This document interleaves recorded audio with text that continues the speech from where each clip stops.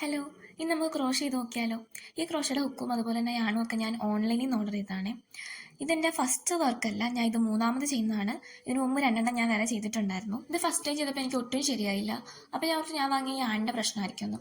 കാരണം ഇതിന് ഏത് യാളാണ് കറക്റ്റായിട്ട് വേണ്ടത് അങ്ങനെ നോക്കിയിട്ടൊന്നുമല്ല ഞാൻ വാങ്ങിയിരുന്നത്. ഞാൻ ജസ്റ്റ് ഒരു യാൺ വാങ്ങാം എന്ന് വിചാരിച്ചു അങ്ങനെ വാങ്ങിയതാണ്. അതുകൊണ്ട് തന്നെ ഒട്ടും ശരിയായില്ലായിരുന്നു. അപ്പോൾ അത് മാറ്റി വെച്ചേക്കായിരുന്നു. പിന്നെ യൂട്യൂബിൽ നമ്മളിങ്ങനെ ക്രോഷയുടെ വീഡിയോ പിന്നെയും കാണുമ്പോഴത്തേക്കും പിന്നെ ഞാൻ ഒന്നും കൂടി ഒന്ന് ട്രൈ ചെയ്ത് നോക്കാം എന്നോർത്ത് സിമ്പിളായിട്ടുള്ള കുറച്ച് കാര്യങ്ങളൊക്കെ ഞാൻ ഇങ്ങനെ ട്രൈ ചെയ്ത് നോക്കിയപ്പോഴത്തേക്കും എനിക്കത് ചെറുതായിട്ടൊക്കെ വർക്ക് ചെയ്യാൻ തുടങ്ങി. അങ്ങനെ ഞാൻ ഒരെണ്ണം ചെയ്തു. അത് കഴിഞ്ഞ് അതിൻ്റെ പുറകെ തന്നെ പിന്നെ ഒരെണ്ണം കൂടെ ചെയ്തിരുന്നു. പിന്നെ ഈ വർക്ക് ചെയ്തപ്പോഴത്തേക്ക് എനിക്ക് കുറച്ച് ബുദ്ധിമുട്ടി. കാരണം ആ സമയത്ത് എനിക്ക് എക്സാം ഒക്കെ വന്നതുകൊണ്ട് പിന്നെ ഞാൻ അതിൻ്റെ പുറകെ തിരിഞ്ഞ് നോക്കിയില്ല, ഞാൻ ചെയ്തില്ല. അതുകൊണ്ട് തന്നെ ഇത് ചെയ്തപ്പോഴത്തേക്കും കുറച്ച് ബുദ്ധിമുട്ടി. അതുപോലെ തന്നെ ഈ നീഡിൽ ഇതിൻ്റെ ഉള്ളിൽ കൂടെ വരാനും ഒക്കെ കുറച്ച് അതുപോലെ തന്നെ അതിൻ്റെ ഇടയ്ക്ക് കുറേ അഴിച്ചുപണികളും നടത്തി.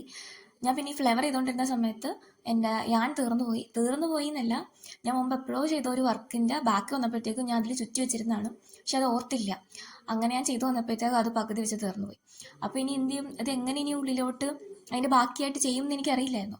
പിന്നെ ഞാൻ കെട്ടൊക്കെ ഇട്ട് എങ്ങനെയൊക്കെയോ ശീലാക്കി വെച്ചു. അത് ഇളകി വരും എന്നാണ് ഞാൻ വിചാരിച്ചത്. പക്ഷേ എന്തോ ഭാഗ്യത്തിന് ഇളകി വന്നില്ല. അത് അങ്ങനെ തന്നെ ഈ സ്ട്രിങ്ങിലേക്ക് ഈ ലീഫ് കയറ്റി വെക്കാൻ ഭയങ്കര പാടായിരുന്നു. കാരണം അതിൻ്റെ നീഡിൽ എൻ്റെ ഇല്ലായിരുന്നു.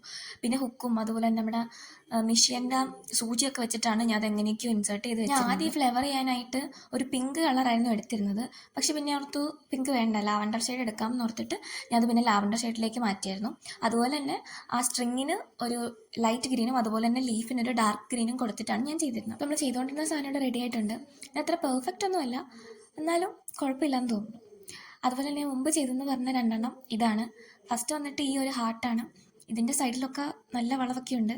അത് കഴിഞ്ഞിട്ട് ഞാൻ ചെയ്തത് ഈ ഒരു സാധനമാണ്. പക്ഷേ ഇതെനിക്ക് നന്നായിട്ട് ഇഷ്ടപ്പെട്ടു. അപ്പം ഞാൻ ഈ ചെയ്ത ഈ 3 വർക്കിൽ നിങ്ങൾക്ക് ഏതാ ഇഷ്ടപ്പെട്ടതെന്ന് പറയണേ.